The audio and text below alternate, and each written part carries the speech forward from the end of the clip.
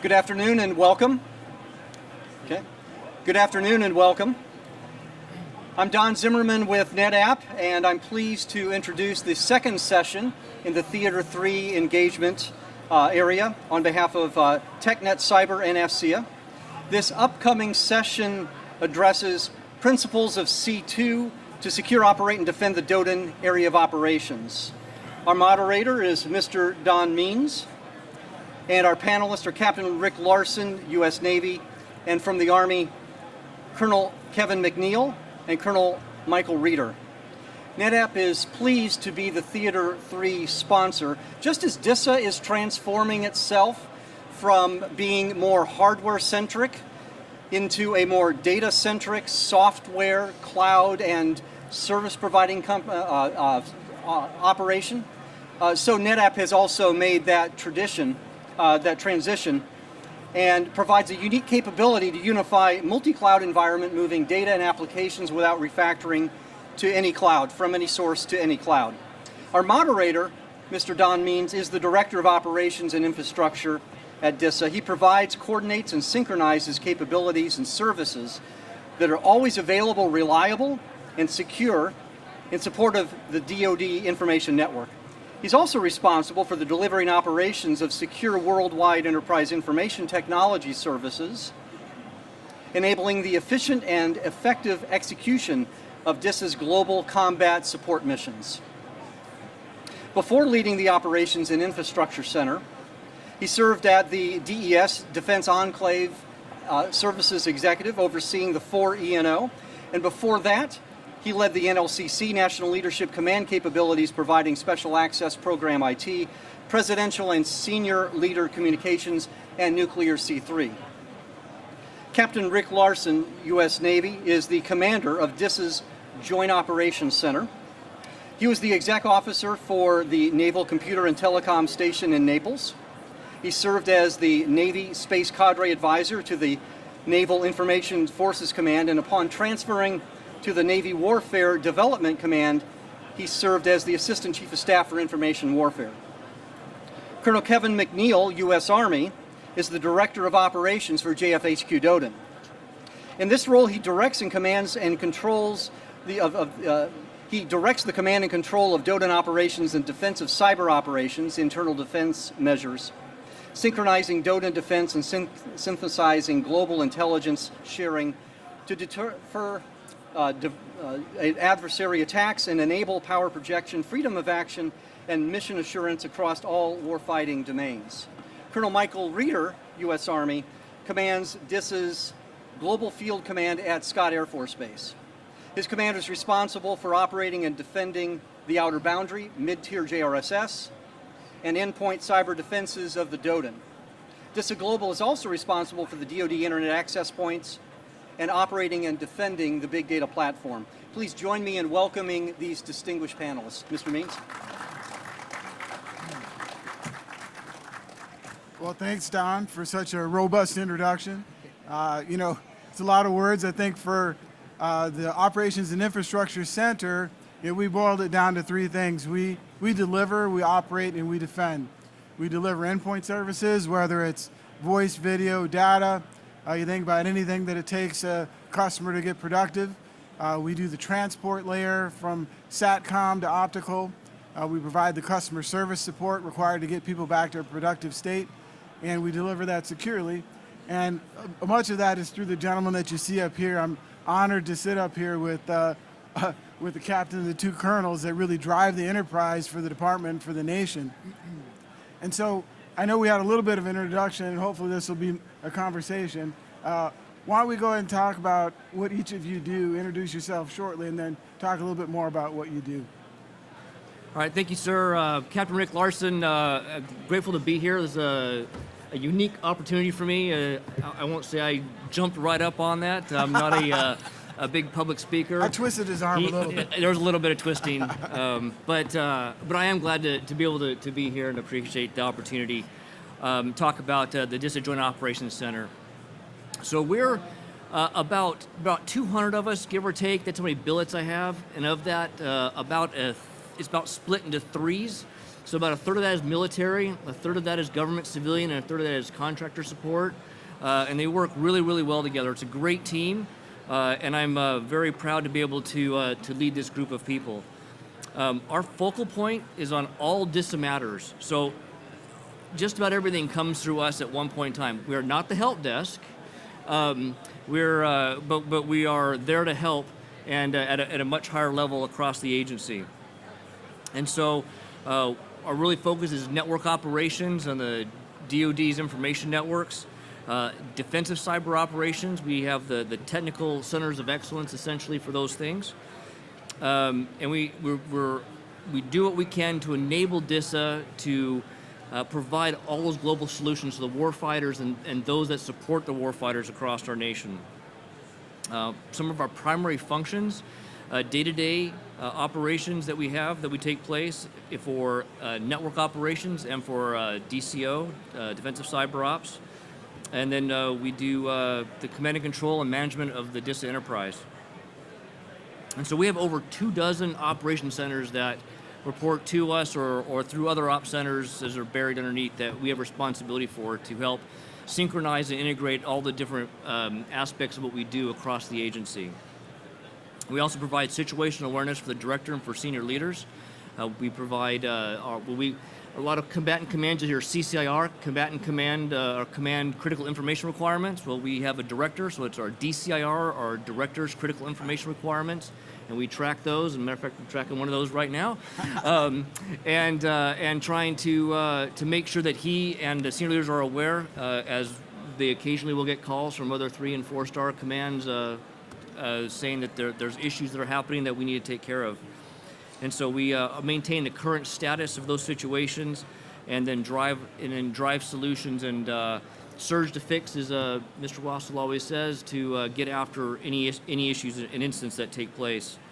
We also promulgate the director's orders. So we have the unique position of the only part of the agency that actually has orders authority, and we direct all orders come out of the DJOC, and we have the ability to task any part of the organization as needed to get after any aspect of the job that needs to get done.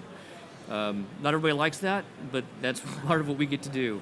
And then when required, we also make recommendations for courses of action. When there are things that take place, we do planning and support. And we provide COAs when required to get after any other issues that may come up that are outside of our normal day-to-day operations. So kind of in a nutshell, that's what we do. That's our focal point. We do some customer engagement. A lot of it actually is with other parts of DISA, unless it really gets escalated, because we have that ability. And yesterday I was talking with multiple Navy counterparts, just happened to be Navy yesterday, with some issues that they were having, and we were able to get after and get them back on the road. So we do that as well, but we're not the first stop, but we are the last stop, and we are the highest escalation when we get things done. So that's kind of where we're at. So if you think about how do you coordinate, how do you synchronize, how do you direct this complex, global, 24/7 enterprise, Captain Larson is the nexus of that. He is the belly button. He's the guy that we walk into his floor and say what's going on, and he's responsible for making sure all those threads are pulled together in a nice tapestry that someone with limited intelligence can understand, like myself, right? So I appreciate that, Captain Larson. Thanks. So Colonel Reeder, how about yourself? Thanks, sir. And let me take an opportunity first to thank AFCEA for the opportunity to represent not only DISA Global, but the other field commands and offices that are out there around the globe right now. Most of them serving with their combatant commanders, and really are the face of DISA there to the warfighter. So DISA Global is the largest field command here within DISA, also known as DISA Global Operations Command, DISA CONUS before that. And really what we do is deliver and defend DISA's portion of the DODIN. And so if you think about the old OSI model, really the first 4 layers are what DISA Global is kind of focused on. So physical, data, network, transport. And so our primary focus tends to be the transport piece, or probably our biggest mission set. So if you think optical fiber, the joint regional security stacks that were mentioned earlier, intrusion detection systems, the lease circuits, and we'll talk a little bit more about that here a little later. We're managing the authorized service interruption process for the agency, and there's a lot of angst with that. We'll talk about that a little bit more a little while as well. And then the gateway access request, so the SATCOM mission and access to the DODIN through the gateways. Next, we're defending the boundary. So they mentioned earlier the internet access points. DISA Global is managing those access points. We're monitoring the traffic that comes through those and doing the analysis on that traffic as well. We're also instituting the blocks, both automated and manual, that are needed in order to block malicious traffic coming through those internet access points. We also have a very large cybersecurity service provider mission, so CSSP, and right now we've got about 520 customers that we service on behalf of the agency. Out of Columbus Net Assurance team are managing the enterprise email gateways, so our anti-phishing for email traffic. We also have OpCon of the DOD Network Information Center, and so they're managing one of the 13 internet domain name root servers, so kind of a big deal. They're also managing all the IP space for the Department of Defense. And then we've got a mission assurance cells, so we provide extra support to the Missile Defense Agency and to the airborne ISR community. DISA Global is known for its operations center, the Orion Operations Center, one of the largest operations centers in the Department of Defense. As was mentioned earlier, we're headquartered out at Scott Air Force Base, but we're also located at 7 other locations around the globe. And so we've got a pretty large contingent at Hill Air Force Base, there at the data center in Ogden. As I mentioned earlier, Columbus Net Assurance, our CSSP, and the DOD NIC is located in Columbus. We've got a team down in Pensacola, when they mentioned Acropolis and the big data platform out of there. And then we also have teammates that are co-located with each of the regional field commands to provide that regional field command reach back into DISA Global, not only during day-to-day operations, but in the unlikely event that they are isolated, they've got representation there that can help them command and control their networks there within their theaters. So couldn't do it without a fantastic team, amazing group, about 1,300 individuals located at those 8 locations around the world. Kind of a mix of contract and government and military. So incredible group of personnel to do that mission each day. And we're excited to be able to do that on behalf of the agency and the department. That's fantastic. If you think about, tens of thousands of miles of fiber are enough to maybe wrap around the world twice, hundreds of millions of attacks defended, direction for, again, a global network, huge role and responsibility with Colonel Reeder for all of that. So thanks for the introduction. And Colonel McNeil, how about yourself? Somebody didn't do a mic check. Somebody didn't do a mic check before we started. He didn't have a mic, he was just projecting. So yeah, thank you, sir, and thanks, Mike, for the hookup. Appreciate you. Yes, so I'm the Director of Operations for JFHQ DODIN. I've been there about 9 months. I came from the agency. I came from DISA Global, and before that I ran an Army NEC out in Hawaii and felt like I had a pretty good handle, and I was uniquely prepared for this mission at JFHQ DODIN, only to learn that this is another whole viewpoint of this cyber terrain that I had yet to experience, and where DISA represents one of our network owners, my favorite, I'll add. See, I didn't throw that in there. I was waiting for him to say his favorite. It only represents one. Now, a core component of the DISA and the backbone, but when we think about the Department of Defense and the networks across the Department of Defense, it's really almost the same way you would think about the federal government and the the individual states. Each state, each network has its own rules, its authorizing official, the folks that are making risk decisions, and then the federal government, JFHQ DODIN, across the top that synchronizes and integrates all of those different network postures and risk postures. It's kind of like a Thanksgiving dinner or family outing where you try to get everybody to agree to do one thing, and no one can settle on what that one thing is going to be. It's kind of what I do on a daily basis. We integrate, synchronize, and direct operations across that group of individuals. We currently have 45 terrain owners, what we call DODIN Area of Operation owners. We are working right now to bring another 3 organizations on. We anticipate that we'll at one point level that out and we'll actually be able to reduce, we're not going to reduce that number to 5 or 10. We're going to continue to have this large population of network owners across the Department of Defense. What's unique about JFHQ DODIN is where we can, fuse data that gets reported from Rick and his team, starts at Mike, goes to Rick, and then to us at the Joint DODIN Operations Center with what we see across those other 44 network owners. And then we bring in intelligence that we have from across the intelligence community with sensor data that we have across the DODIN, and we start to fuse that together to form a pretty comprehensive picture. And we turn that out, and then we direct actions in a daily cyber task order or a named operation so that we can synchronize actions and a department response across all these network owners. It's been an awesome experience. I've got a great team of folks that make it look way easier than it should, but it is a complex business at the end of the day. And I'm thankful for the gentleman to my right. I talk to them almost definitely on a weekly basis. If there's something going on, sometimes it's a daily or hourly basis.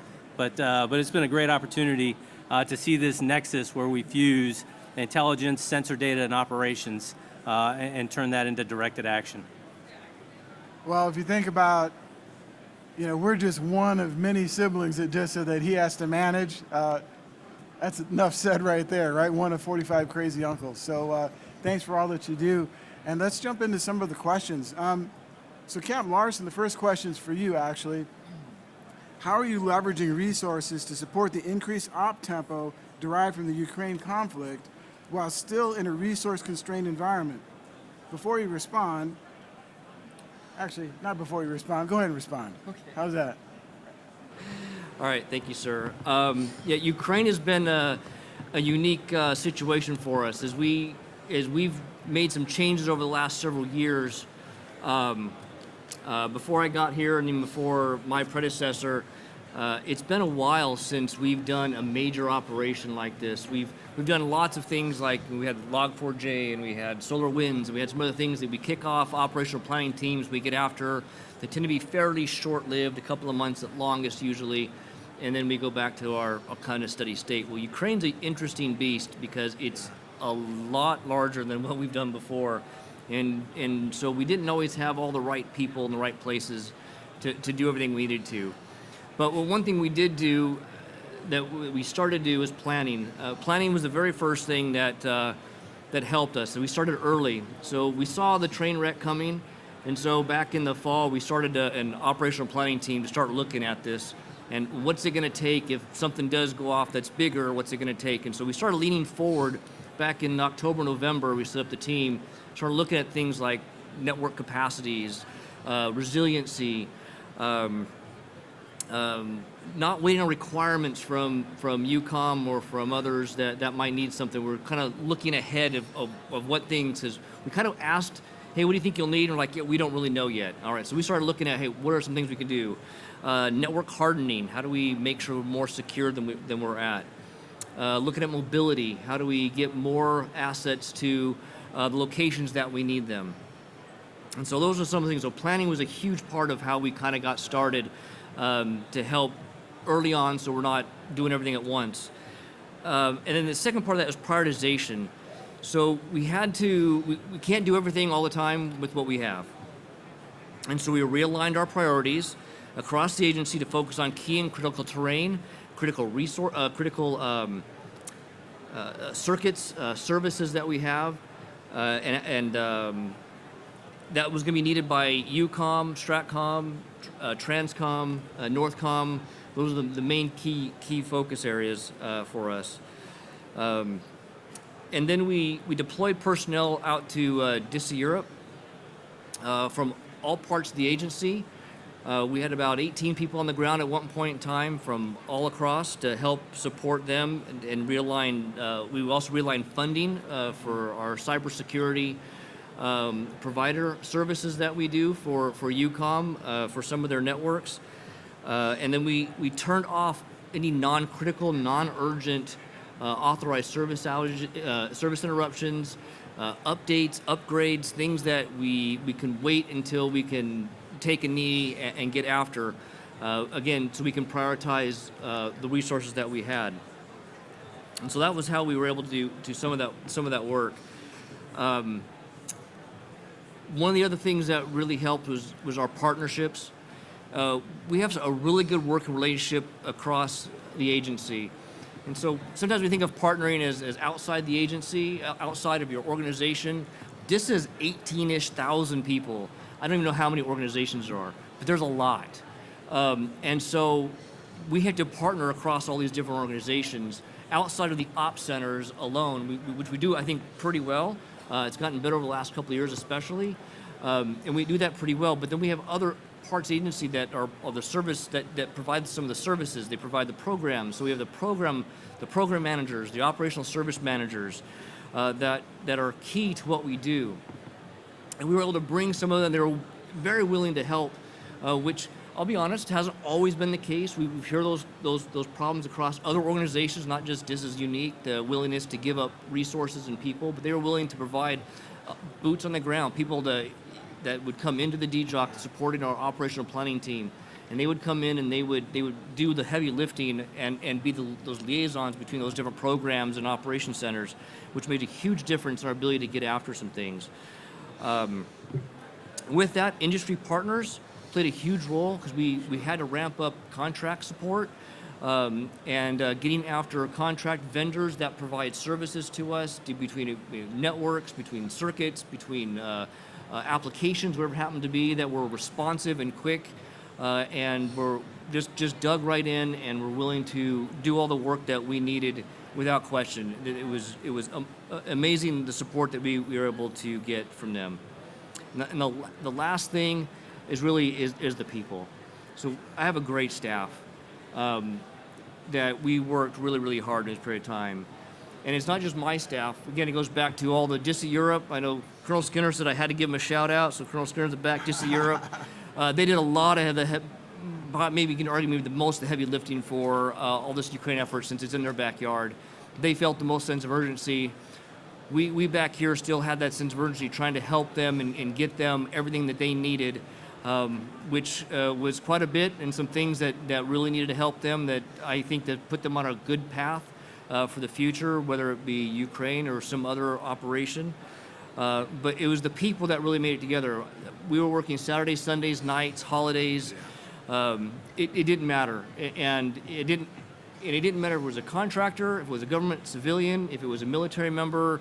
Nobody was worried about, well, what about, I can only work 40 hours a week, or it's not with my contract, or none of that. None of that was ever heard. It was just get the job done. We'll worry about the details as we go, making sure we didn't break any laws, of course.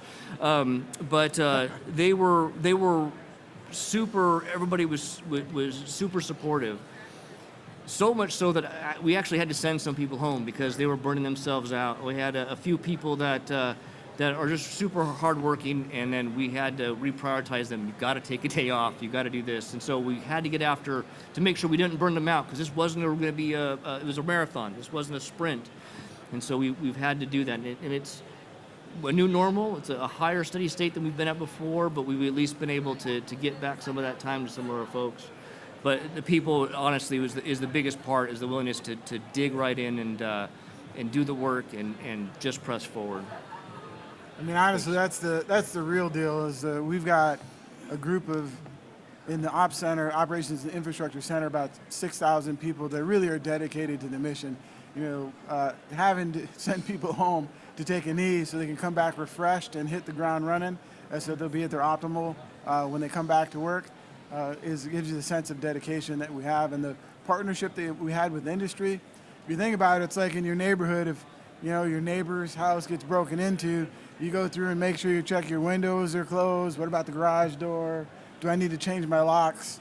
We went through all of that for the entire enterprise, and it was a complete partnership across the board, from public to private, from military to civilian. And so, and a 24/7, by the way, to include Colonel Skinner out there and Colonel Simmons on the other side of the world. So great stuff all around. So Colonel Reeder, a lot of times is your number that's being called when we're going through all these things. And so what's your biggest challenge with C2? Dealing with the DJOC and DODIN. No. So, there's a couple things. And so I don't see Chief Klink here, so I'm going to steal something that he used in the his director's industry engagement a couple weeks ago, and talk a little bit about the scale of the DODIN. And so Mr. Means mentioned earlier, and I'm just going to focus on kind of what Global is looking at right now, but enough optical fiber to wrap around the globe almost twice. Over 41,000 circuits, over 500 intrusion detection systems. There's over 1,000 terabytes of data that's transiting the boundary every day. So I think 250,000 movies are going across the boundary every day. 18,000 network devices, switches, routers, load balancers that we're managing. Those required 42,000 maintenance actions last year alone. And I guarantee you, looking at the data for this year, we're going to be far above that this year. Cam Larson mentioned 24 by 7 operation centers that they're dealing with. We're coordinating with those as well. And so when you're looking at the size of the DODIN, what might work for industry may not scale to the DODIN. And so that's something to kind of keep in mind. Number two, I say ticketing has been a huge challenge for us over the last couple of years. And so if you're a customer of DISA and you've had something go down, this probably makes a lot of sense to you. And in some cases, you may have 5 different tickets, depending on who you call. You could call the Global Service Desk, they'll give you a ticket. Maybe it goes over to the Hosting and Compute Center, you'll get a ticket. Comes to Global, you may get a ticket. And so DISA is in the process of fielding the Unified Support Ticketing System with ServiceNow. That will be a game changer for the customer base here for DISA over the next couple months or couple years. Not only on the high side, but also on the low side, and then eventually being able to do across-domain solutions so that we can share that information. So that if you're a customer of DISA and you have an issue and you call and you get a ticket, that's the ticket, and we're not having to track down multiple tickets. And so the director talks a lot about velocity of action, and he uses the word velocity because velocity is a direction. But when you have an issue and there's 5, 6 different tickets that you've got to track down, it's really hard to get the car going in one direction, or to get all the tanks going in one direction, because we're running around trying to figure out from all the different tickets what's going on. And so that's going to be huge for us as an agency over the next year or so. Say third, automation. We still do a lot of stuff manually that we shouldn't be doing manually. And so I'll use an authorized service interruption as a great example. Obviously we do within the agency, all that network gear requires upgrades, requires OSs to be upgraded. But not only that, all of our lease circuits, so we talked 41,000 lease circuits, those have to be upgraded as well. And so, we have vendors, AT&Ts, Verizons, GTT, that have to do work on the network. They also have some sub-vendors. And so, if you're at a local exchange carrier here in Severna Park, Maryland, and they want to do maintenance on the network, that's an email that goes to the prime. And then that's an email that comes to us to start the process of routing. And then it's a 24-day process to route for concurrence from all the different stakeholders that's done on email. And so, the theme, wouldn't it be cool? Well, wouldn't it be cool if there was some type of automated tool that we could use to do that was based off a zero trust model, so that vendors could put in their ASIs or their authorized service interruption request, and it gets routed to the appropriate government to start that process, and then route it to the different stakeholders that are involved. That way we're still segregating. We're not sharing vendor information that we don't need to, proprietary information, but we're not having to do it via email. And so unfortunately, authorized service interruptions go bad. No matter how much testing that you do, there's always Murphy that gets involved there, and things are going to go bad. It never impacts just me. It's like always some senior yes. honorable, I don't know. The SecDef, presidential SecDef, yeah. So, having that ability that, maybe that organization has approved that authorized service interruption to happen. It was done via email. It was done by Sergeant Reader on Friday. The maintenance is scheduled to go on Saturday. There's something that has changed. Wouldn't it be great if we could do something online to, quickly send up a, hey, we non-concur all of a sudden, so that we don't proceed with that maintenance. The other thing that's really talking about the Ukraine is using the metrics that are coming through our, our boundaries, so our defensive cyber operations. And so I joke, I've been doing a lot of C2 through the bullet journal, where I'm keeping track. I see things as I'm getting briefed each day on data, and the way that I kind of tell if something is askew is I flip back a couple pages and be like, wait a minute, that's higher than it was 3 weeks ago. It would be great if if we had the ability to be able to take that data, and Dr. Herman talked about it this morning during his panel. We got plenty of data. We just got to find a way to bring it all together to provide meaningful metrics to us. As we talk about leveraging next generation technology, robotic processes, machine learning, AI, process automation, we need to be able to use analytics to quickly see issues that we see on the network. And we need the network to be self-healing. And so Dr. Herman mentioned this morning as well, is, maybe we need to select, yes, we want to do this, but the network should be able to self-heal itself and provide us options so we can take out the man in the middle, or in my case, engineers on the second floor who are trying to figure out when something has gone down, how do we route around that issue over the next couple hours while it's being fixed. And then I think the last piece, a common operational picture. And I know DODIN is going to bring this up as well. I'll focus a little bit more on the tools, even though leveraging data as a center of gravity and getting that single pane of glass has already been talked about. It'll be talked about throughout the week.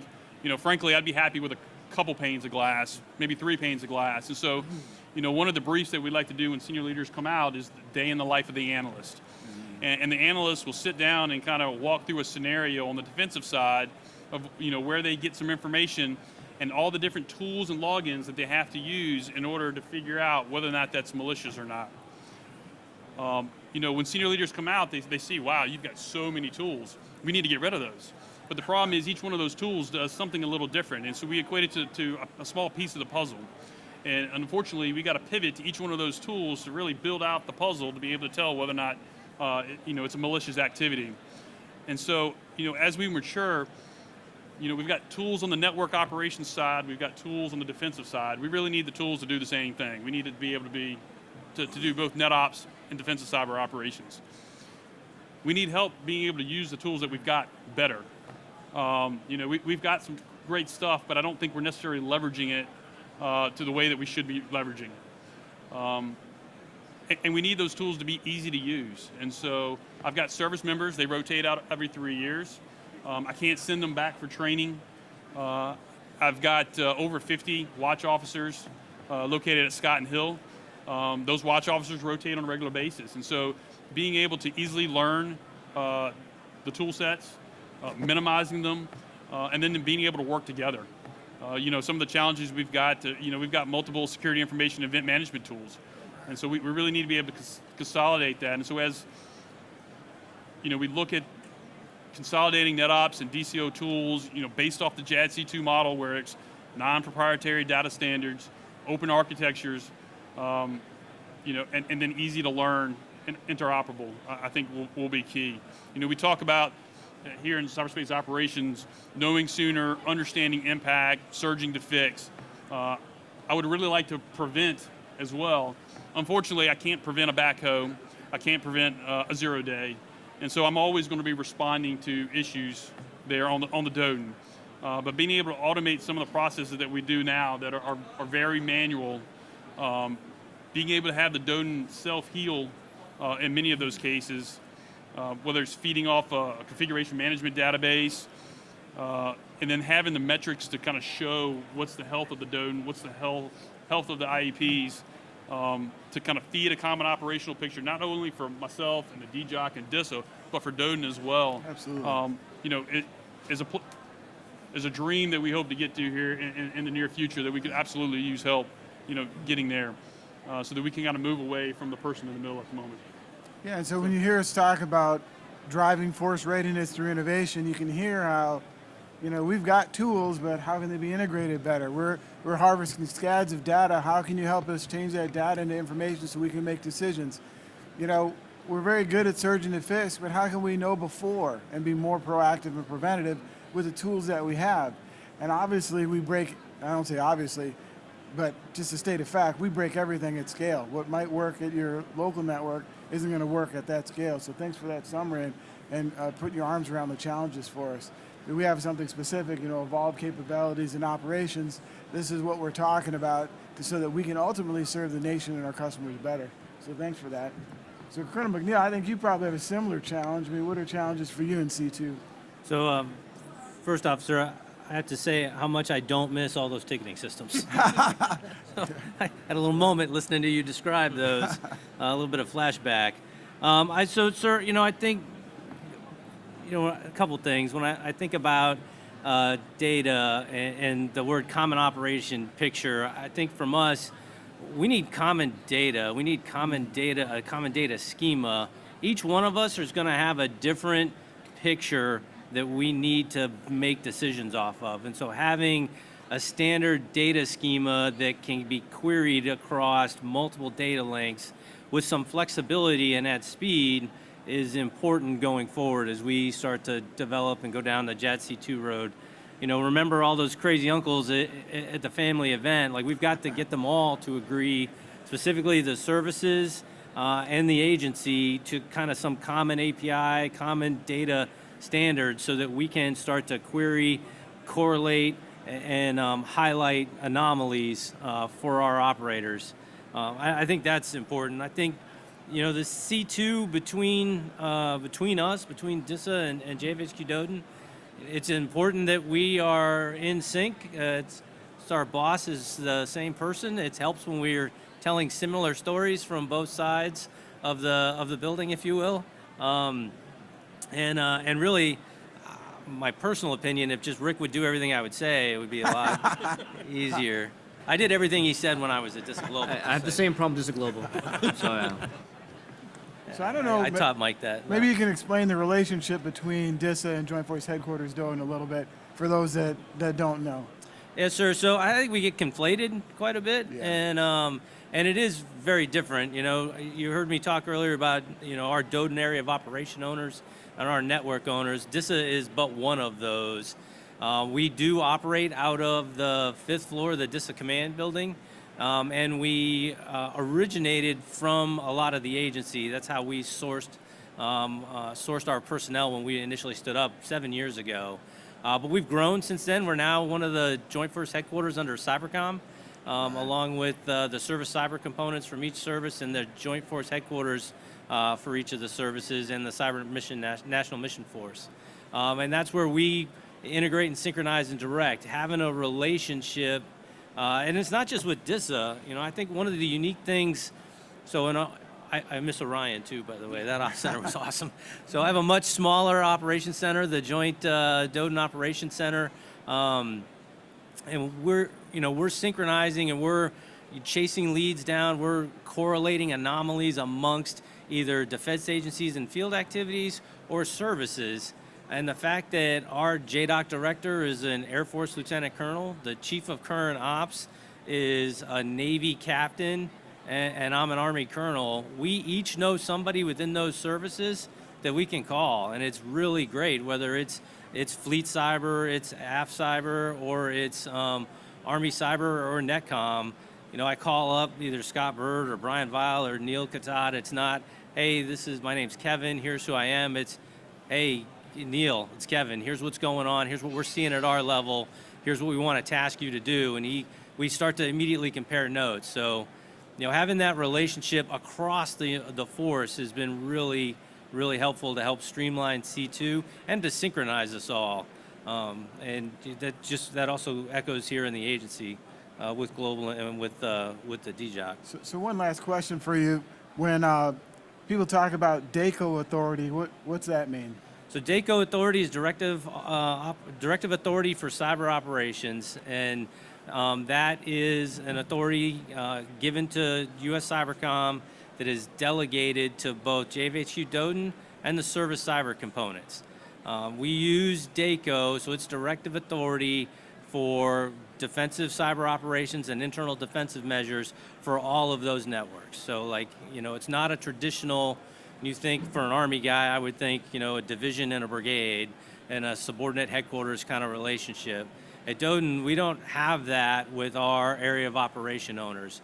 They each have their own commanders, they have their own directors, their own flag officers. Sometimes their flag officers outrank our flag officers, and we all have, they'll have their own bosses, their own priority lists in which they have to respond to. DACO is our way to direct operations for common risk to all in cyberspace.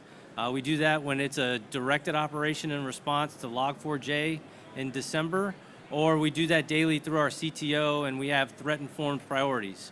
There's no shortage of vulnerabilities that hit the open market each and every day. We have a system at DODIN where we can look for proof of concepts on the dark web. We look at intel reporting to see if any adversaries are tracking those or if it's a TTP known to an adversary.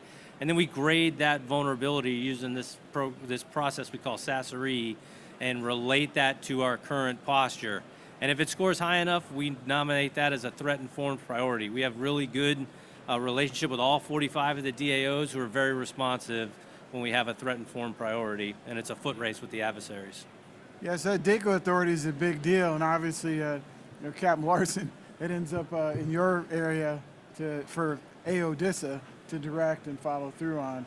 And so the relationship between our Joint Operations Center and the Joint Force Headquarters, it has to be very tight. And so thanks for that. So I think do we have a little bit of time for questions?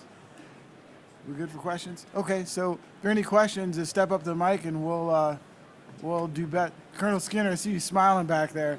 Careful, I don't have to sit, we got a chair up here for you. You can be here in October.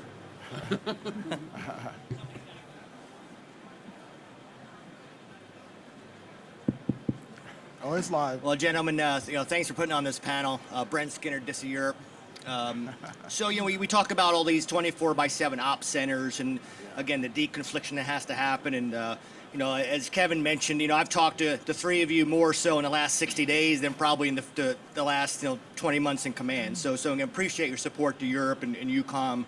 The European security environment is changing forever, really, for good right now. But so going back to 24/7 ops centers, how you deconflict and things, how do you, one of the lines of effort we talk about prioritizing command and control, and I know we just kind of did a strategy on it. Can you want to elaborate a little bit about how you do C2 and prioritize that across the agency? Sure, I'll start. And so, to your point, it's an agency ask. And so, as in Colonel Skinner and Brent's AOR, certainly all across the agency, people have pieces and parts to make sure that he's able to execute his mission where he is for the commanders that he's in support of. So it certainly is not just the Operations and Infrastructure Center. There's financial, there's human resources.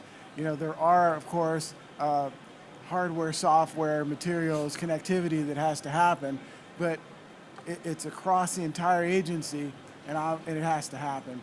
And so it isn't just obviously in the AOR, it also is at the Pentagon, it's at the White House. How do we facilitate the senior leaders that have to make those decisions that impact the people that are serving downrange? And so we've certainly surged and shored up where we need to make sure that command and control is top of mind and 100% resilient and effective.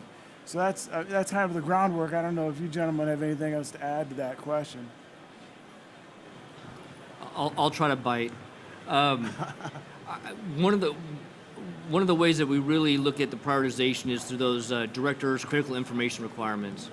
If it triggers one of those are the ones that we really surge to fix on at my level. There's a lot of stuff that happens at much lower levels that get handled at other locations, but when they pop up to that level, that's when we really bring in all the guns that we can to prioritize after those critical information. They tend to be like the Secretary of Defense or the